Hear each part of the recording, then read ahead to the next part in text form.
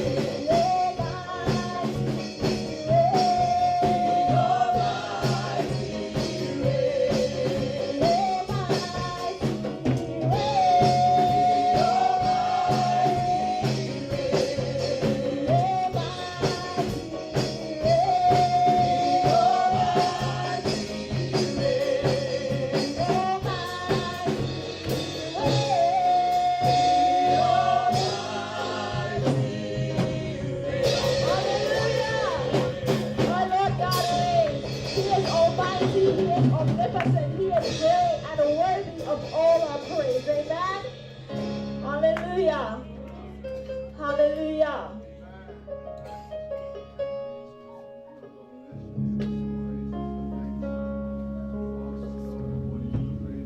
Bow you down and worship Him. Worship Him. Oh, worship Him. Bow down and worship Him. Worship Him. Oh, worship Him.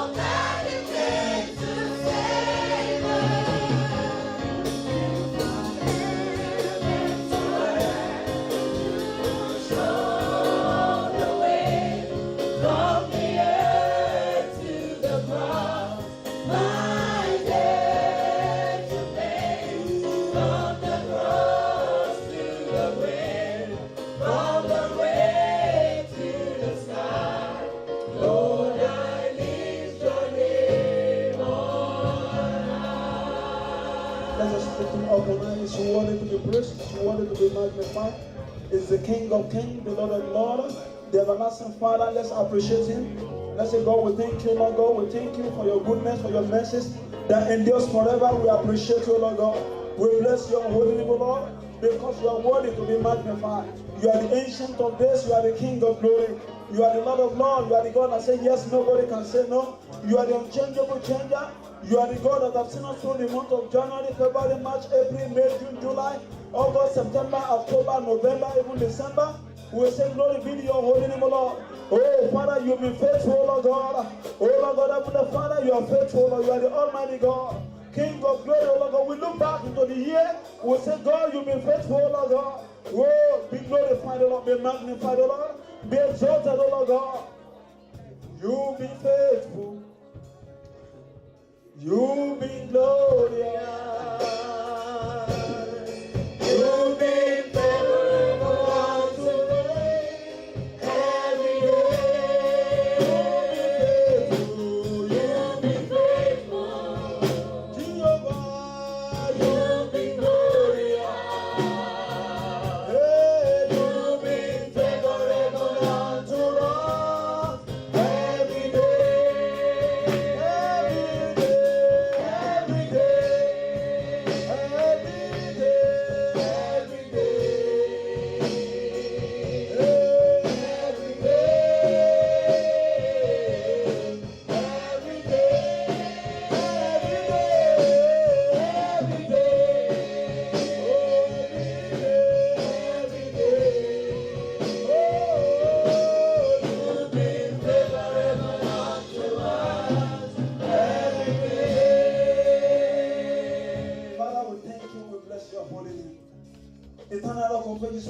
adore you, we magnify you, because you've been favorable unto us, O Lord God, Heavenly Father.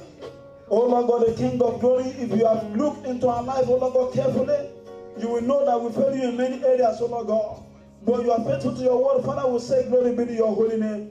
To be able to gather together, O Lord God, the King of glory, today, 20th of December, mighty God, is all about you. Father, we magnify your name. We say, God, be thou exalted, O Lord God, Heavenly Father. Let your name be glorified, O Lord. Thank you because you're a wonderful God. In Jesus' mighty name we worship. In Jesus' mighty name we worship. Praise the Lord. Please let's have a seat. God bless you. Let's give God a clap of praise. Let's appreciate the fire.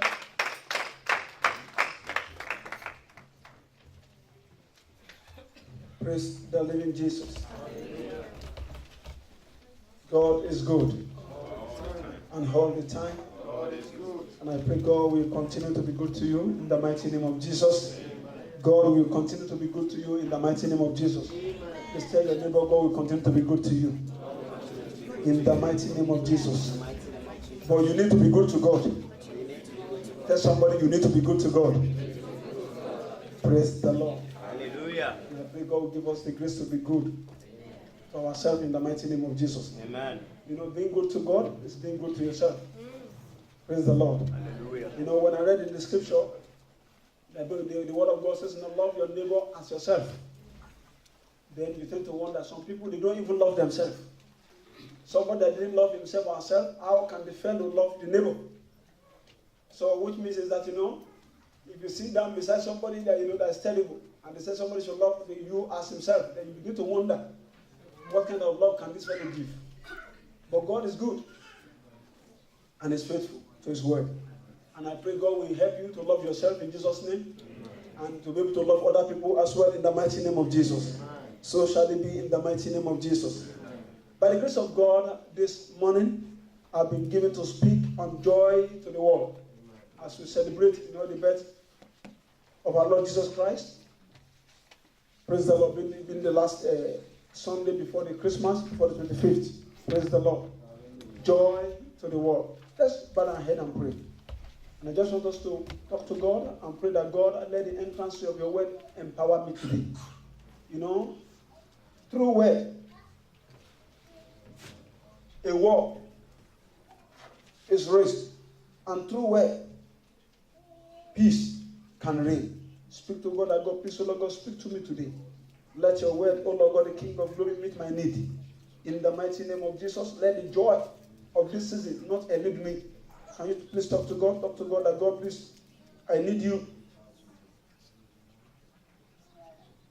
Speak to me today, O Lord God. Let your word, O Lord God, reach out to me with your power. Let your word comfort with your power. O Lord God, let the joy, O Lord God, of Christmas, O Lord God, not elude me. O Lord God, the joy you brought to the world, O Lord God, Heavenly Father, when you are giving back to in this world, O Lord God, let that joy not elude me. Help me and let your name be glorified, O Lord. Thank you, Lord God, the King of glory. Blessed be your holy name, O Lord. In Jesus' mighty name we pray. In Jesus' mighty name we pray. Almighty God, we appreciate you once again. We say glory be to your holy name. We believe in you, we believe in your word, because your word is living and powerful. Father, we pray, O Lord God, the King of glory, O Lord God, speak, O Lord God, your word today again in the name of Jesus. And let your word, O Lord God, the King of glory, accomplish the purpose at which you send them out in the mighty name of Jesus.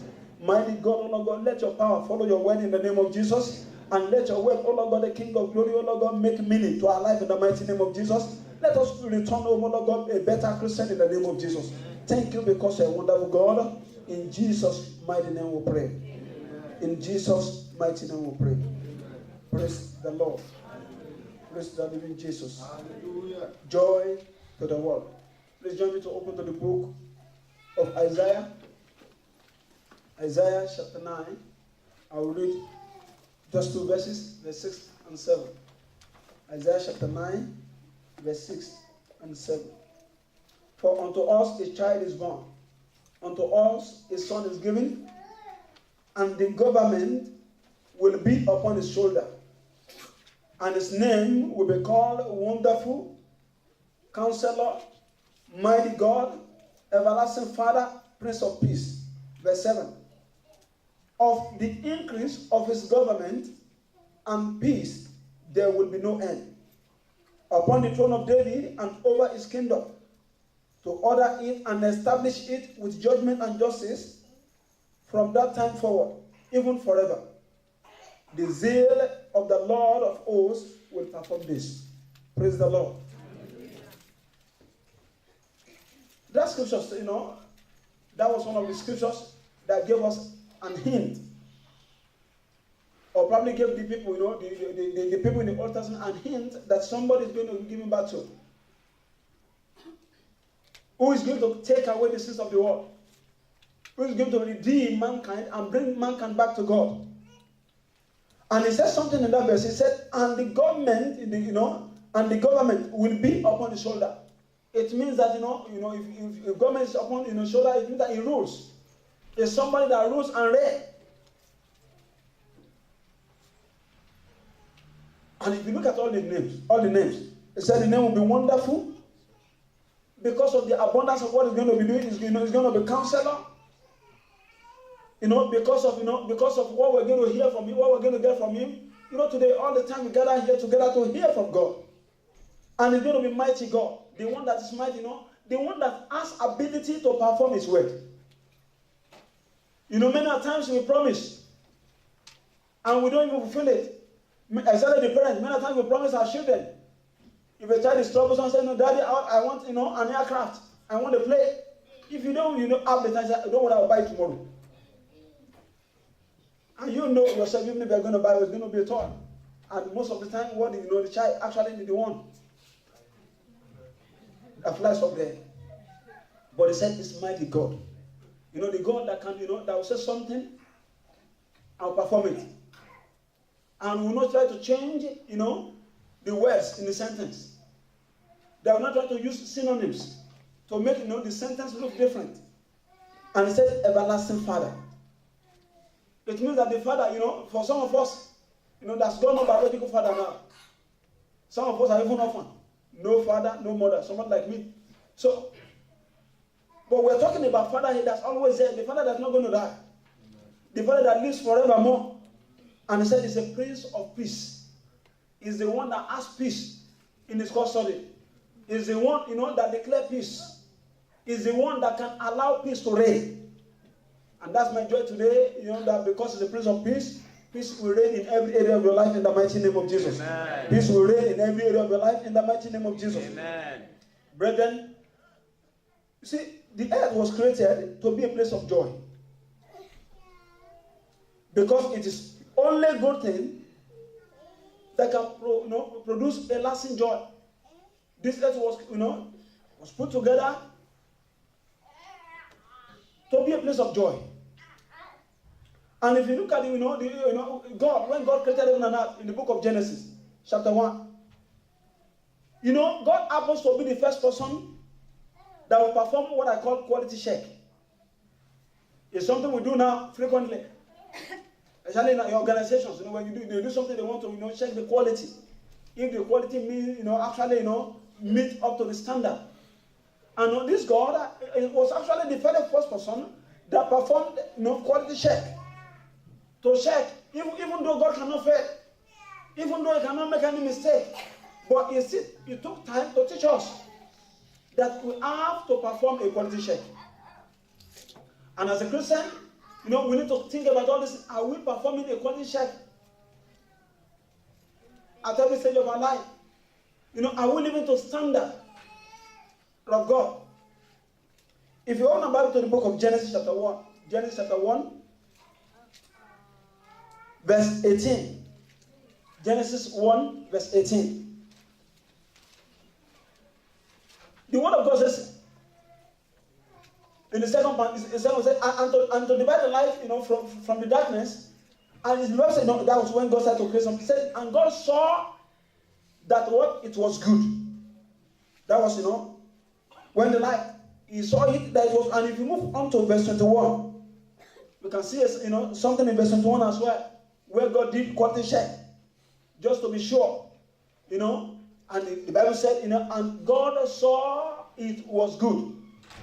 When He created, great sea creatures and every living thing, God saw it and He said it was good.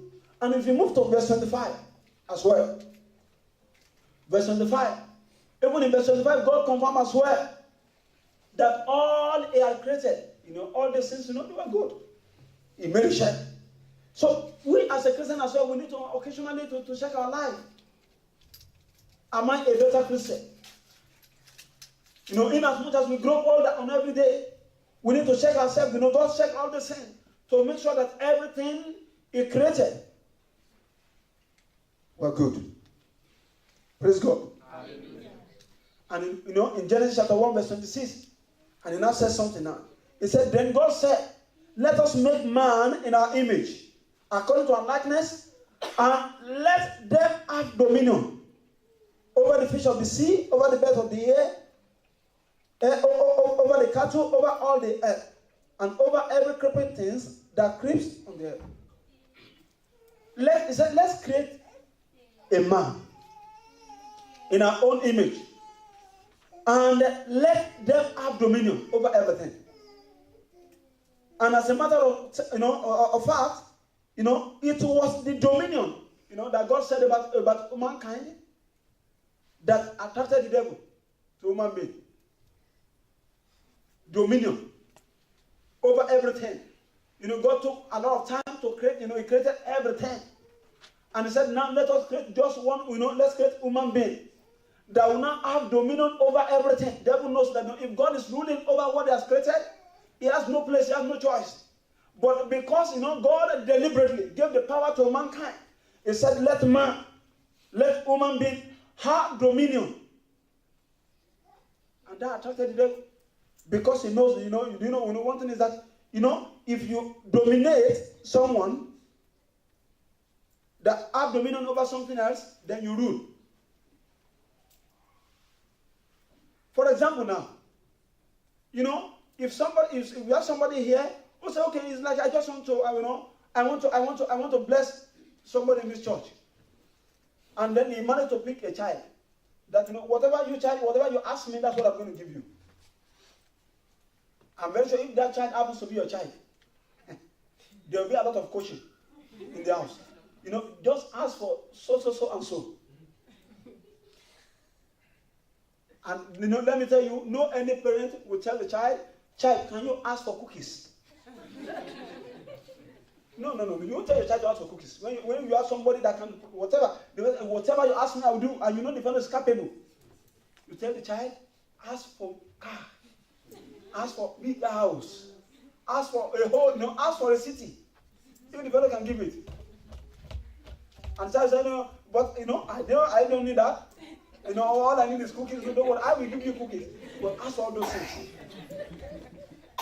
Ask for great things. So, at the back of your mind, you have a knowledge that, this one is my child. As soon as it's delivered unto him, all he just needs is cookies. I'll give you, that's it, and I'll get it. So, devil knows that, if only I can get attention of man, then I get what belongs to him. And that's why I've been saying this, long time ago, that, signs, miracles, signs, and wonders is not a major challenge to me. But what matters most is, can we keep them? If you are sick today and God heals you, will you stay not to fall sick again? If what you are trusting God, is a child, if God gives that child, will you be able to take care of that child? And not need another one? There's somebody that they've got many children, both boys and girls, and they still want more. Not because the one they have are no good, but they think they should have been better. And there's some people now that when they look at that, at their children, they wish they didn't have that because they cause them sorrow. And I pray, if you have been causing your parents sorrow, that will change today.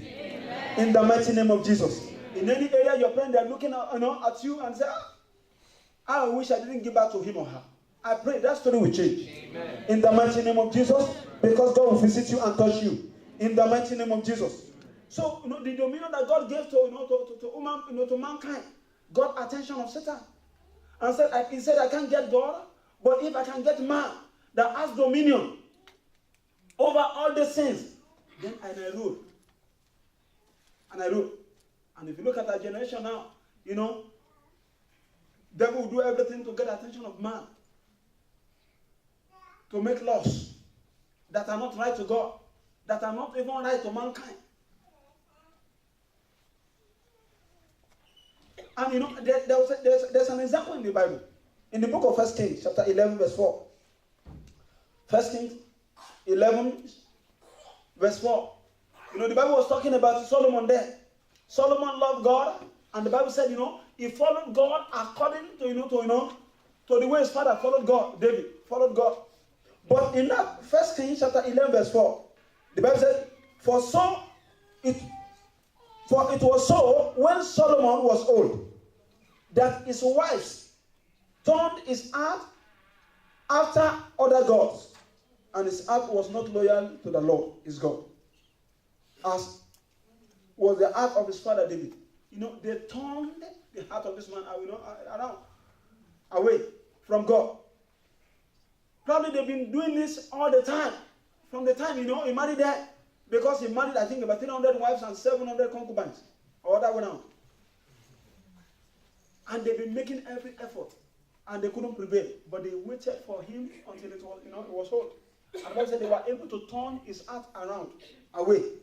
The man, that will not follow another God, that will not follow any idol, started, if you read verse 5 and 6, they mention all other gods, idols.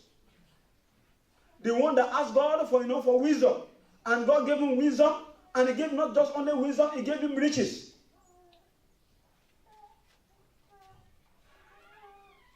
But his heart, was turned aside.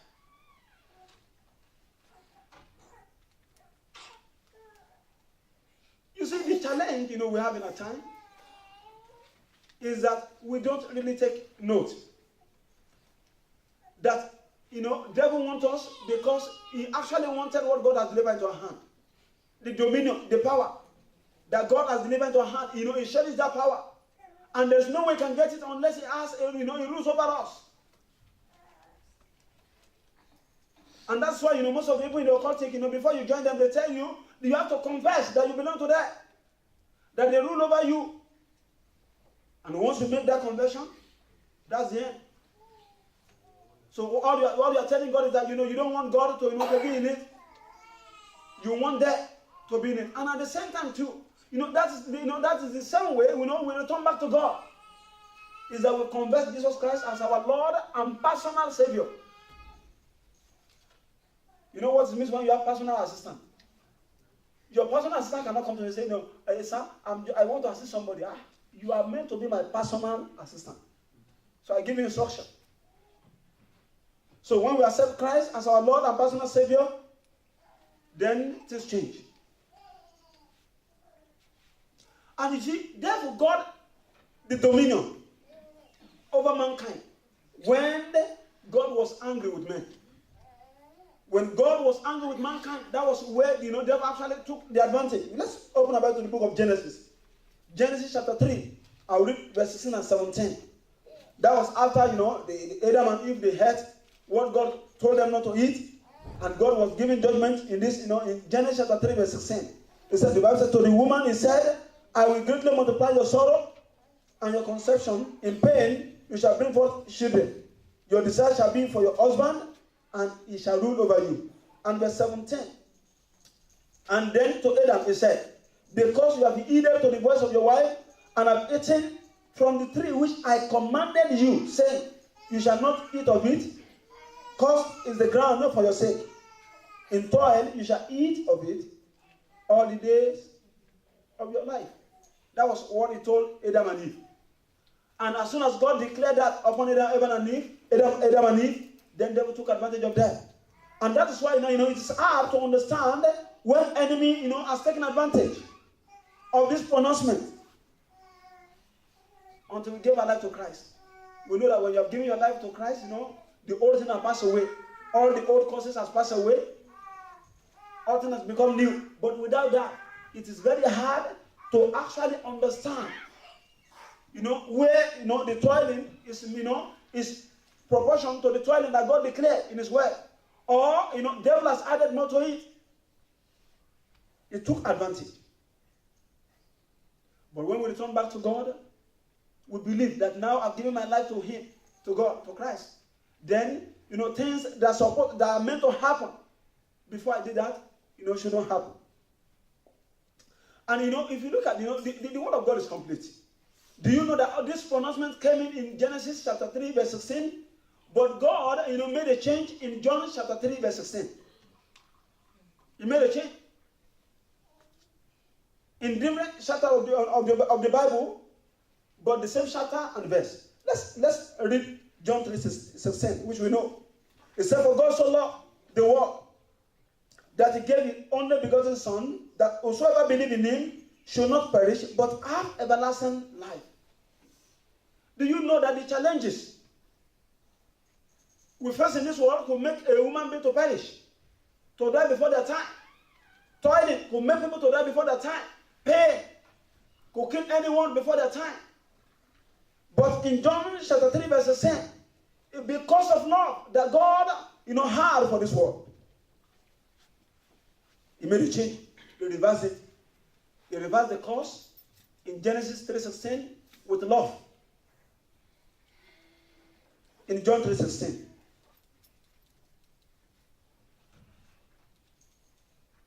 Because God knows that, you see, love in this world comes with deadly sacrifice. When you love the world, you pay for it.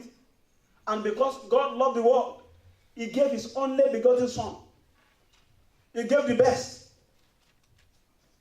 Somebody has to die for the world, and God gave the best for it. And if you look at it now, even in our time, if we will love this world, there's something to pay for it. If you love this world, and that's why the Word of God, has been, encouraging us that please don't love this world, because either you know it or not, all the things in this world will come to an end. Love the one that will never come to an end. And I pray God will grant us the grace in the mighty name of Jesus. Amen. God will grant us the grace in the mighty name of Jesus. Amen. Because God sacrificed the best, and it's just because He loved the world. Do you know that whatever you love, you can give anything to it? But what God is telling us now, because God has loved the world, it is our duty not to love the world, but to love God. That I've made a sacrifice. Because, if you love this world, there is a sacrifice to pay. There is nothing, you get through, through means that are not godly. That there is no something to pay for it. That they won't ask for something in return.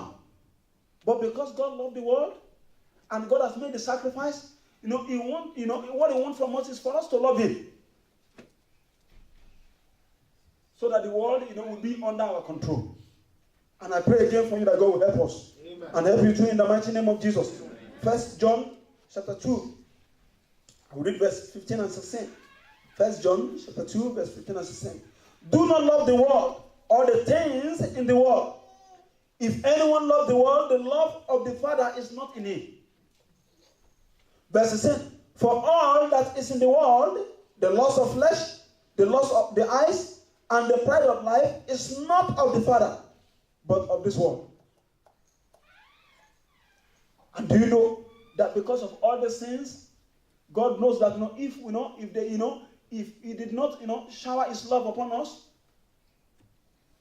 and love this world on our behalf and pay the sacrifice on our behalf, there is no way we can end up with Him. And that was why He loved this world and He made the best sacrifice for it. Salvation became free because He paid for it. So that you and I, we can end up with God. And I pray that is what we will happen to us in the mighty name of Jesus. We'll end up in His kingdom in the mighty name of Jesus. We'll end up in His kingdom in the mighty name of Jesus. Amen. Brethren, you see, whatsoever is born of God overcomes the world. Whatsoever that is born of God overcomes the world. Jesus came and He overcame this world for you and I, so that we may live in this world, and not end up, in hell. He came for you and I. He came for the world. He came for everyone. Now, most of the time, when we start, even as a Christian, when we fail in our duty, that was when God started to move in His own way. Now we can see, people are saying, all kind of things. We have been hearing testimonies of people that nobody preached to them. Some of them, they are dead little Christian. But one way or the other, God appeared to them Himself to turn them around. You know why? It's because we fail in our duty. It's because we fail. It's because we know the love He had for us. We don't really show it back to Him. And I pray God will help you and I in the mighty name of Jesus. Amen. Because whatever is born of God overcomes the world. Let's open our Bible to the book of 1 John, chapter 5. I'll read from verse 3, 1 John chapter 5. It said, "For this is the love of God, that we keep His commandments. And His commandments are not burdensome." That we keep His commandments, and He said not even the commandments of God are not burdensome. His commandments are not burdensome. Verse 4. It said, "For whatever is born of God overcomes the world." You see, if you are born of God, the world cannot, prevail over you. You know when to say no. You know where to stop. Do you know that some people in this world, because they want all, they have lost what they have. Some people, for example, people that have $1 million, because they want to triple $1 million within 3 months, they lose the one they have. And if you look at all these things, it's because they love this world. Some people, if you ask them why they want to believe, they want to tell you that, I'm trusting God, I'm trusting God. They are still trusting God. That within the next 5 years, they say, the richest man in Newcastle is me. Pride of life.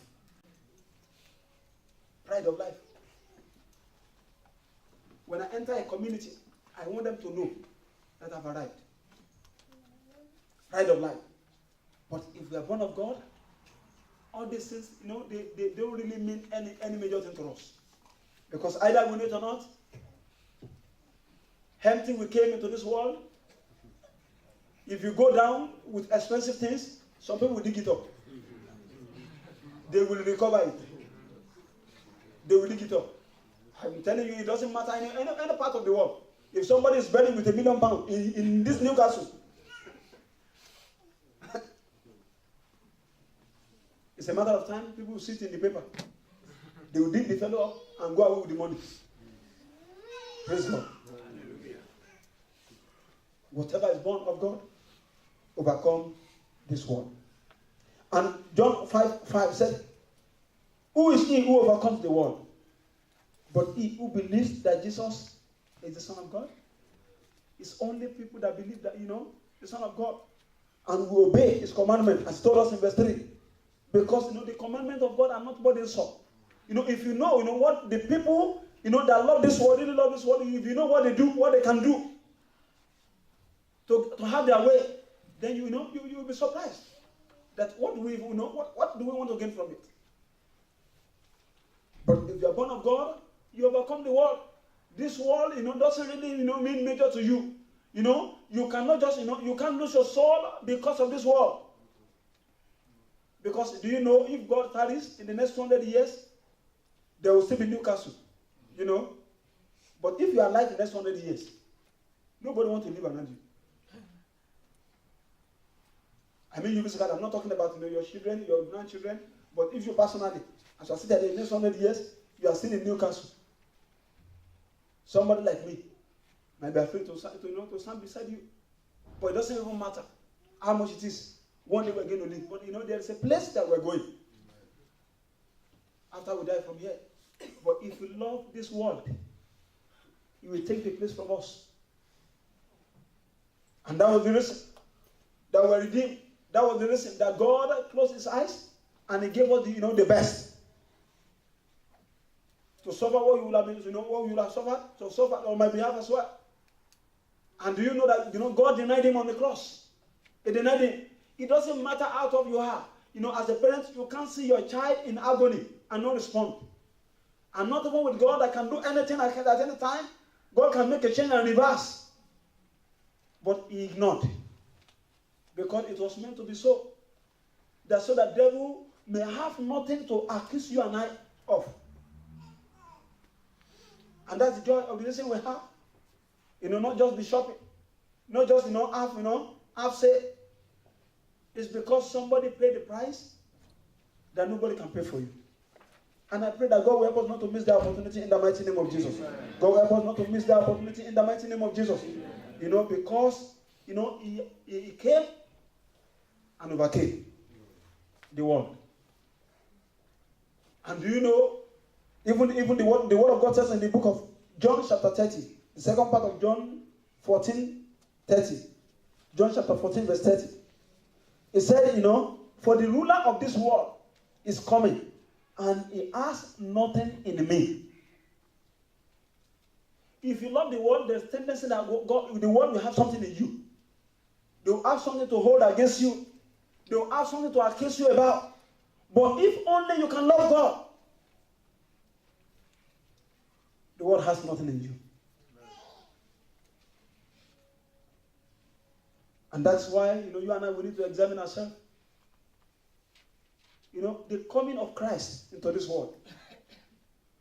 What does it mean to my life? What does it really mean to my life? I've been a Christian for so years, but the coming, yes, they told us he came. We read that he came into the world, died for my sins and the sins of the world. Of what benefit is this to my life? We need to examine ourselves. Especially in this part of the year, we need to examine. Nobody, we give birth to a child. And pray that the child will die, not fulfilling, purpose. The parents, we want them to fulfill. We want our children to get, as a matter of fact. Every parent will want that, their children to get married and have grandchildren. But do you know that Jesus didn't have that? But thank God he has you and I as his children. Because God has ordained that. But he denied himself of all the sins. Every human being, and that's why, many years ago, if not for, for some of the, bad things that are happening recently, I remember, I think in early 2000, I used to be very proud with Nigerian passport at the airport, then, I used to work for an organization that would travel a lot. And at the airport, that was when around, they check a lot of people, they check us, they check everywhere, they scan. And I said, anywhere you see this passport, the fellow can commit suicide. That's the Nigerian passport. I used to, joke with all the attendants at the airport then. That don't worry, if you see this passport, Nigerian passport, they can't commit suicide. They said, why? I said, because any Nigerian you give money to go and kill himself, want to spend the money. That's where the problem comes. You give me money to go and kill myself, and I want to spend the money. How will I spend money after I've died? No, I have to spend the money first. So it means that, they can't die. Until recently, people volunteer to die. God have mercy in Jesus' name. I can't make such a joke now. But then, you can do it. You say, no Nigerian want to die. I'm not talking about British, but Nigerian.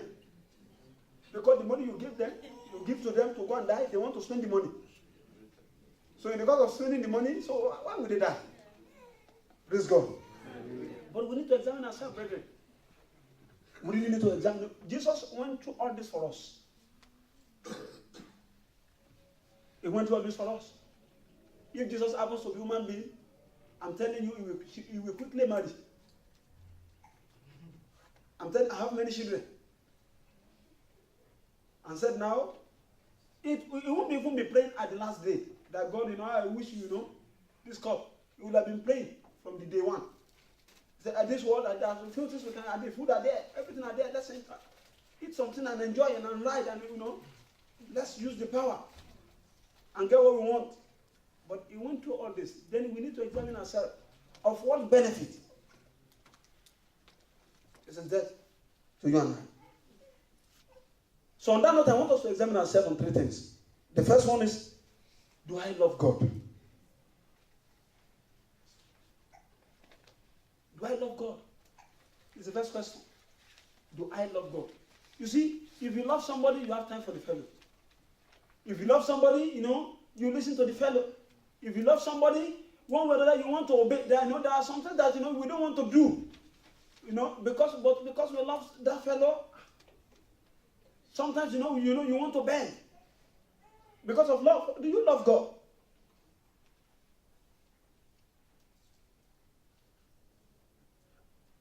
And if you love him, you will obey him. And one of the challenges, in our time is that, if I really love this God, what will my friends say? How will I catch up? People will say, you are fanatics now. You are fanatic. No, we don't want to. They don't want me now. If I really love this God, if I show to them that, I love this God.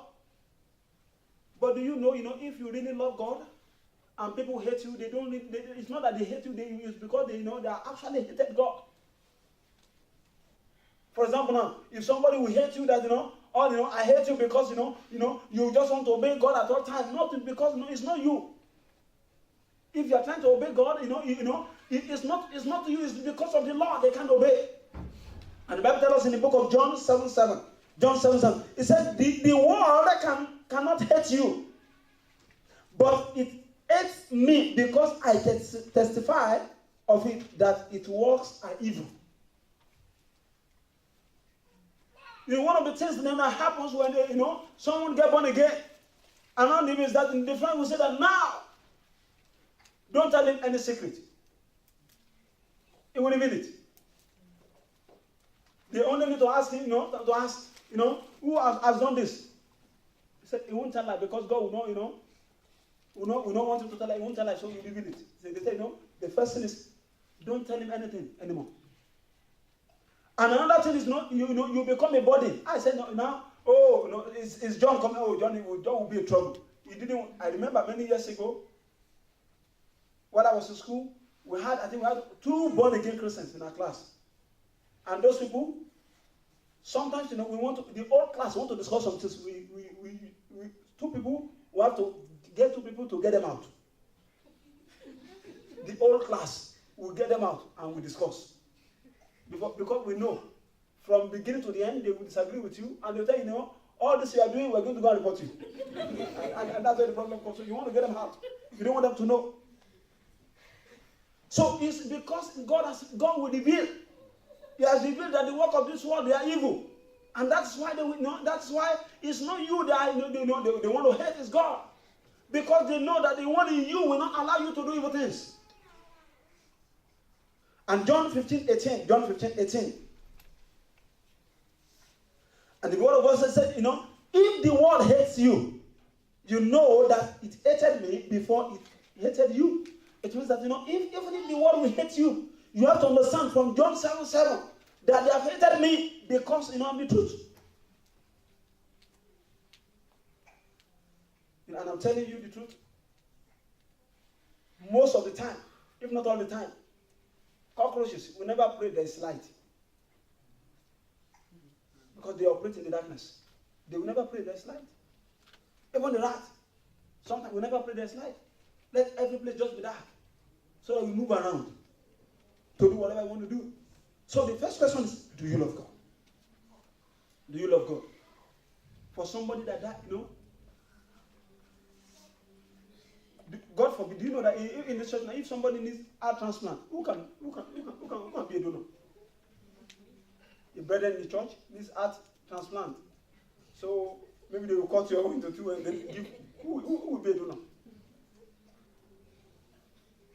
Somebody saying, Pastor will pray. We'll pray about it. You see? You will still live. Just donate.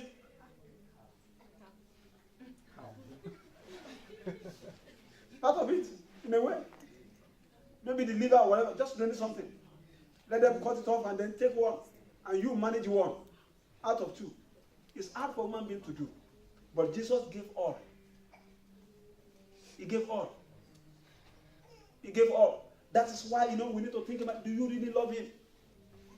Do you love him? It's one thing to be a Christian, and it's another thing to really love this God. And if you love him, you want to obey him. Another thing you have to, that has to be at the back of our mind. We have to examine ourselves about this. Do you obey his commandment? Because love, can get an essence. There's something that, you will do. If you love someone, but at least you get a boundary.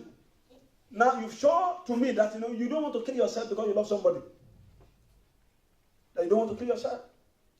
I don't know what about if they try to remove it and they remove everything, and I didn't wake up. Who will I complain to? Praise God. So do you obey his commandment?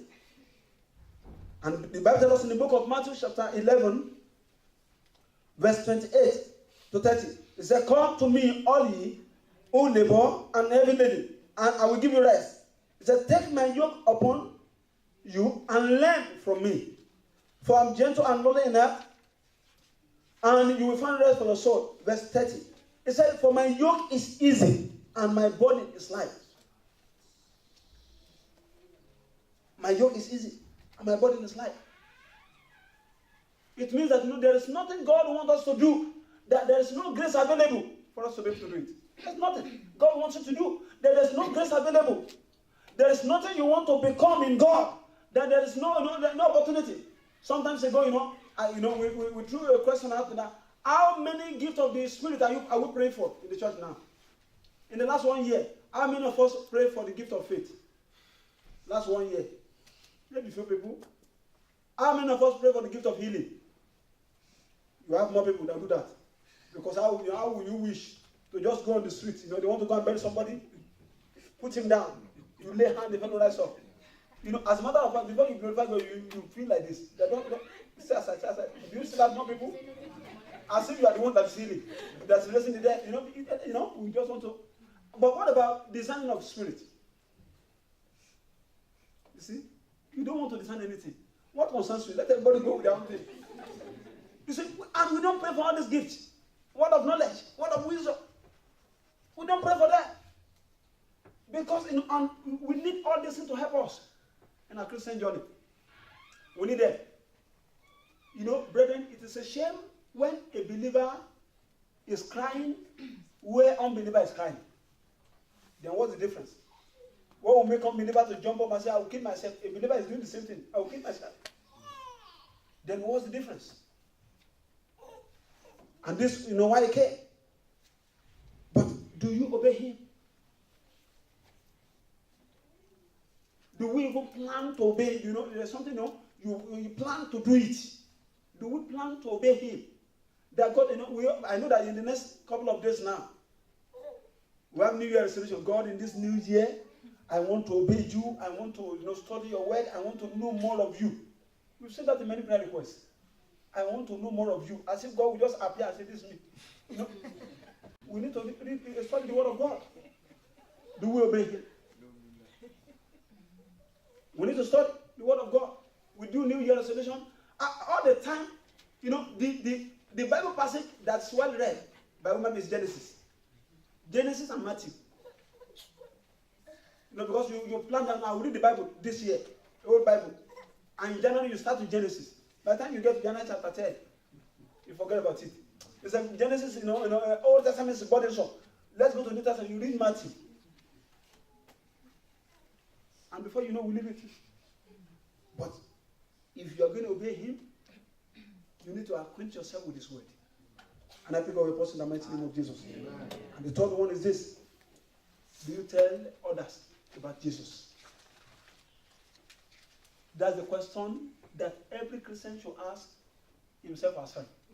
Do I tell others about Jesus? If God appears now and said that, if you have, spoken to other people about me in the last 2 days, follow me to heaven, you see cry. Some of us say, please increase it to 1 week. And while you are saying it, some of you say, no, please increase to 1 month. Some of us will say increase to 10 years. I remember about 10 years ago, I spoke to somebody about Christ. It's just because we don't do it. Do you tell others? One of the things that really challenged when I got born again, after I got born again, that really challenged me, that made me angry with some of my friends that were Christian, is because you knew this truth a long time ago. You didn't tell me. Some of them, they abandoned me. When they thought that this guy is wayward, is tough, if I continue with him, I will perish. They didn't tell me. Some of them, they told me. I just told them you've been deceived. You've been brainwashed. But those ones, they are not guilty. They told me. But for those who that didn't tell me, I look at it and said, it's like this guy, you found something that was precious, you didn't tell me. I know some of them, they are point too. They said, they will say to me that, if we tell you, we don't know what you're going to do. Even if we tell you, you won't change, we know you. But I was a baby. So when last did you tell somebody about this Christ? Either you tell people or not, one day they will find out. Except their family members. For some of us, we are more or less only, the born again Christian in our family. That is not a joy. Because in heaven, we know one another. So are you telling me that you get to heaven, it's only you, your own extended family? And whatever I say, this is my brother, in the world, this is my sister. And you don't have anybody. You look around, you don't have anybody. And you don't want to get a ticket to go and see hell, to see what's happening there at that point in time. How much of Christ have you, have you revealed to other people? And we really need to examine ourselves in all this thing. Matthew chapter 10, verse 32 and 33. And and because we don't do these things, it affects us too. From moving forward in some areas of life.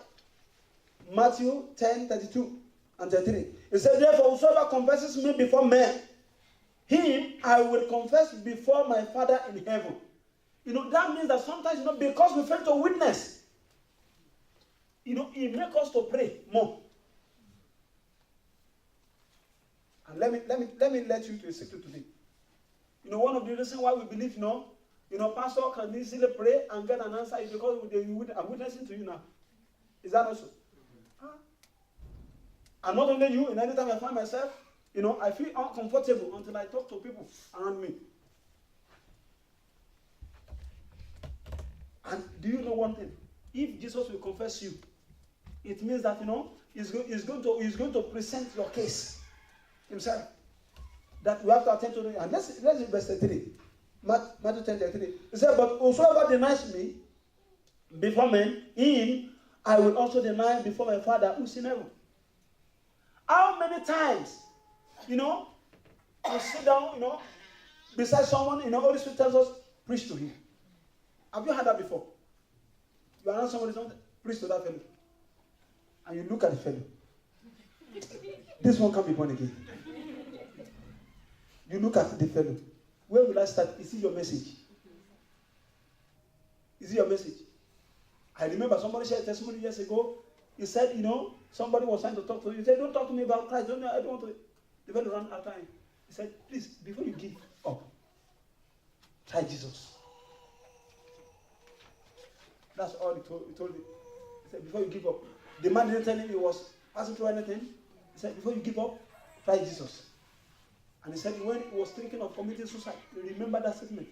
Before you give up, try Jesus. And so he said, either I kill myself or I will. Let me just try that Jesus. And he tried. And somebody said, in a testimony as well, he said, he had somebody say, Jesus loves you. He said, the man is not going to say, I love you. He said, but Jesus loves you. And he said, okay, that fellow that said he loves me, if when nobody around me loves me, I want to know him. How much of it? When last did we? Because if we deny him, he has tried to deny us. And I pray God will not deny you. Amen. Especially when you are trusting him for good things, it will show up in the mighty name of Jesus. Amen. Let's just bow our head this afternoon. And consider, anytime we are in this period, we remember that, Jesus was given back to. But who is that Jesus in your life? Who is that Jesus in my life? We need to think about all these things. Who is that Jesus? Somebody that really loved us, that he died for us. He died for us. When the old heart needed a heart transplant, he donated his own heart to this world. Who is this Jesus to you? And I want us to examine ourselves. Do you really love him? And if you don't love him, there's an opportunity to say, I want to love you. I want to love you. I know you deserve to be loved. Not this world. I want to love you more than the things of this world. Help me. Let's cry unto him. Let's examine ourselves and cry unto him. Do you really love him? Do you obey his commandment? Do you tell others about him? Let's examine ourselves in all these things and talk and say, God, please have mercy on me. Help me. Help me. I want to love you. I have a duty to love you. Because you surrendered everything for my sake. I have a duty to love you. Please, oh Lord God, help me to love you. And if you think you love him, maybe you don't even love him enough.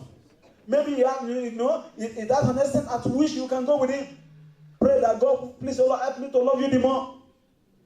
Help me to love you more. Help me to love you more. Help me, oh Lord God, to obey your commandment. Because your burden is light and your yoke is easy. Help me, oh Lord God, to obey you at all time. Help me to obey you. Help me to obey you. Help me to obey you. Help me to obey you. And if it's so difficult for you to tell others about him, pray that God, please, oh Lord God, break that yoke today. The yoke of silence. When I'm supposed to speak out. When I'm supposed to converse you. Maybe because we've not been conversing Christ. That is why, we struggle in some areas of life. That is why, we find it very hard to get answer to our prayer. Because we've not been conversing. Because we've not been conversing him, he's not conversing us. You want to talk to God this morning? And pray that God, please, oh Lord, help me. Oh Lord God, make it easy for me, oh Lord God. To tell other people about you. To tell other people about you. Help me, oh Lord God, to reach out, oh Lord God. With this good gift, oh Lord God, Heavenly Father. You've given me the grace you've given me. Grant me the grace as well, oh Lord God, to reach out to others. In the name of Jesus. Thank you, Lord God, Heavenly Father. In Jesus' mighty name we pray. Listen, let's rise up on our feet.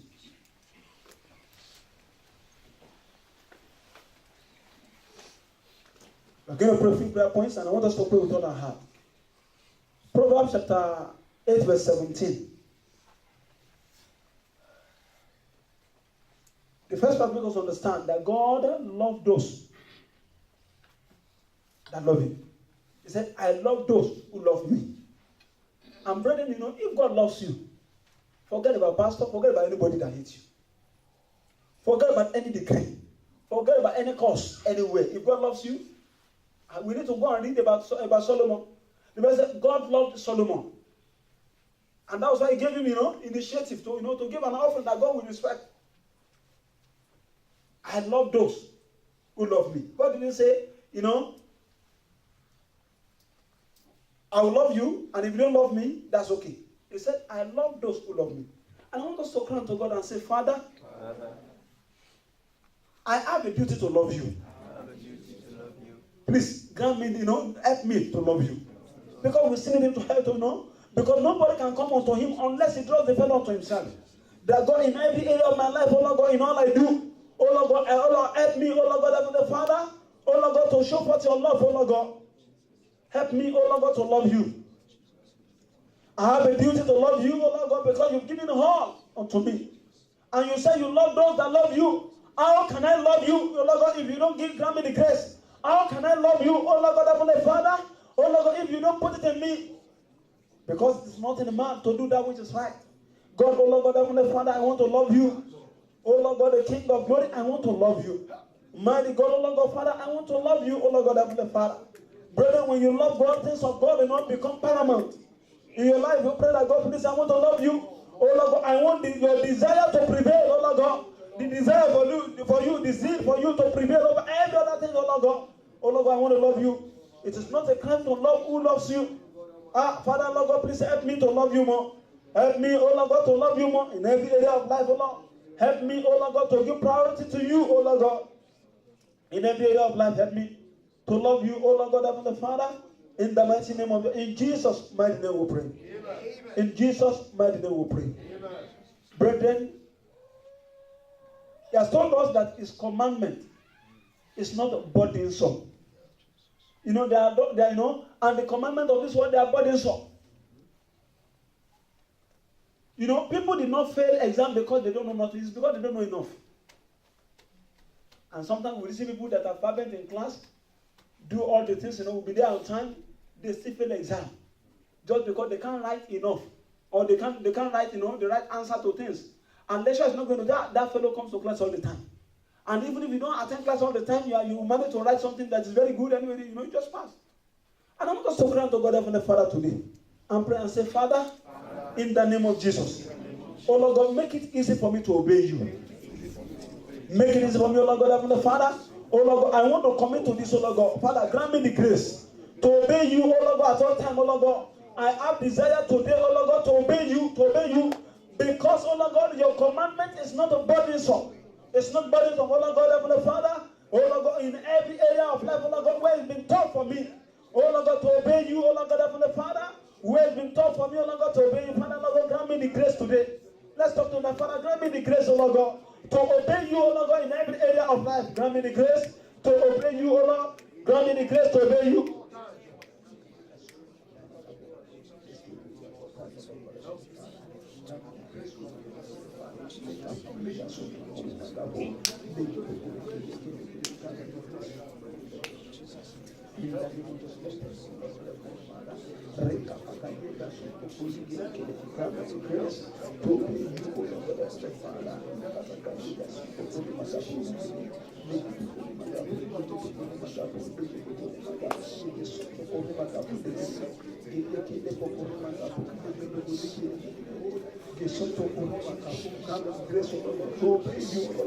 Everyone here, oh Lord God, the grace to obey you, oh Lord God, the King of glory.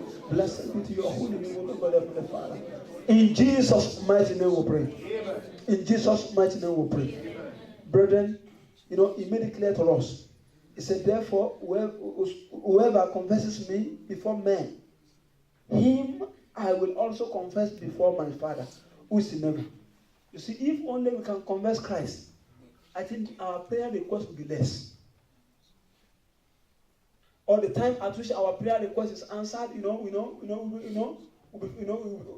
be minimized, reduced, because it has a duty. God, Numbers 20:19, God is not a man that will tell lie.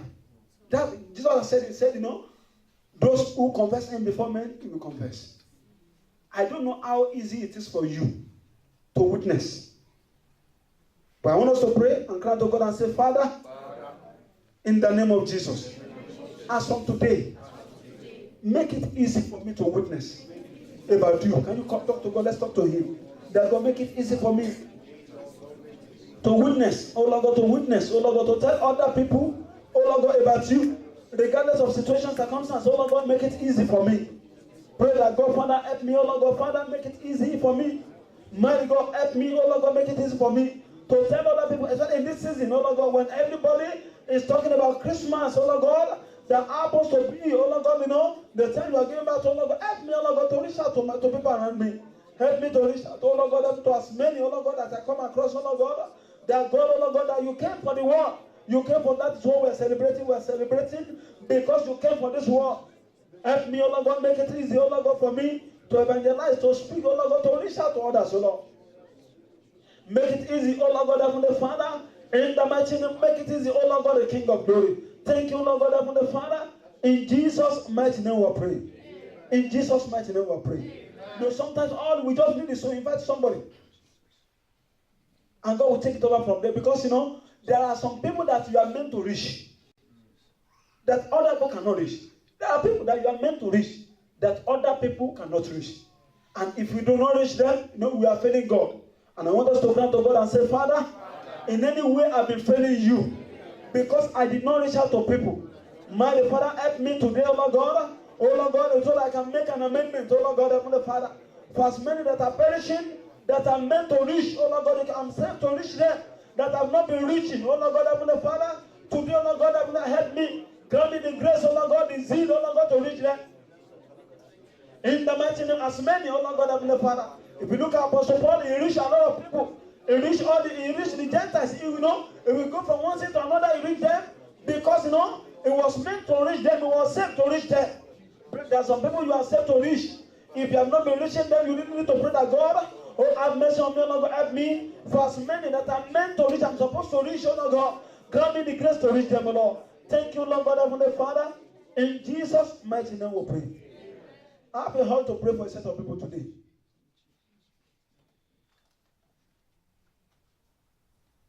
For a long time, Holy Spirit has been leading you to speak to people. But it's just hard for you to do. But it's been a long time now that you've had that, not to talk to tell people about Christ.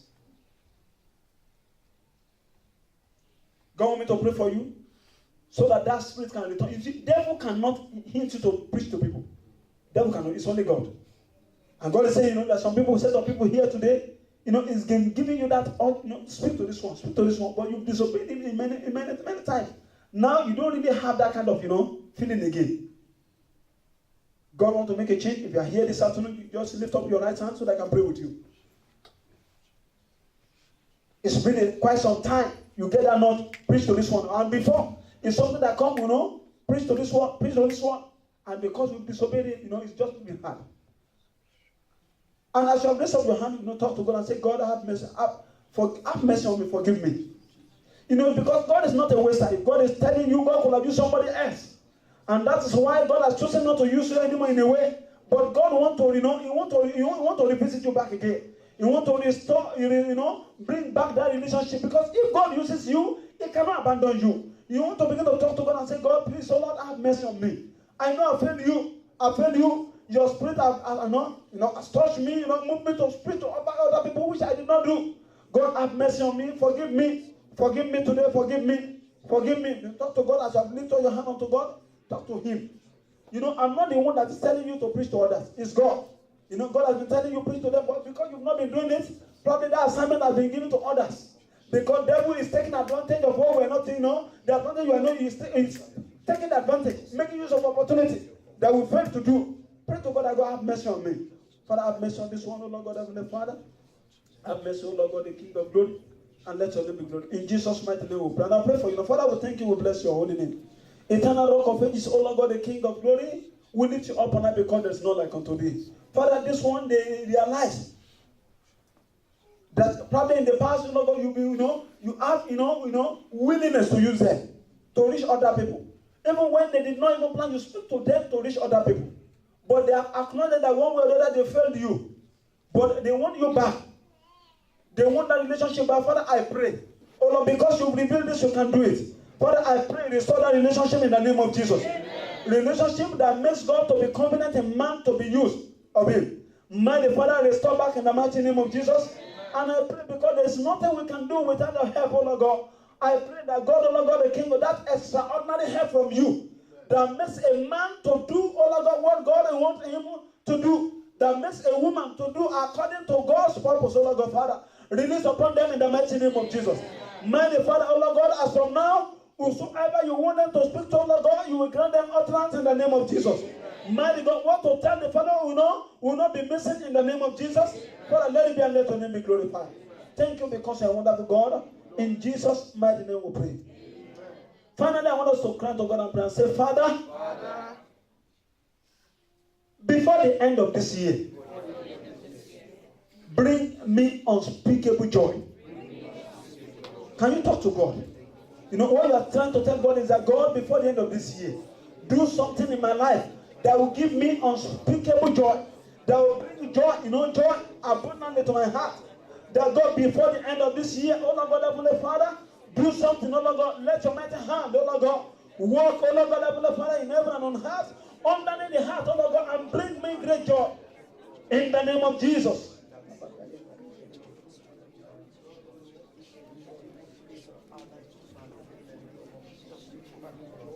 In the name of Jesus, let's pray. And God will bring us great joy, unspeakable joy, everlasting joy in the name of Jesus. The joy of the Lord is our strength before the year ends. Let's pray. The Lord will do a new thing.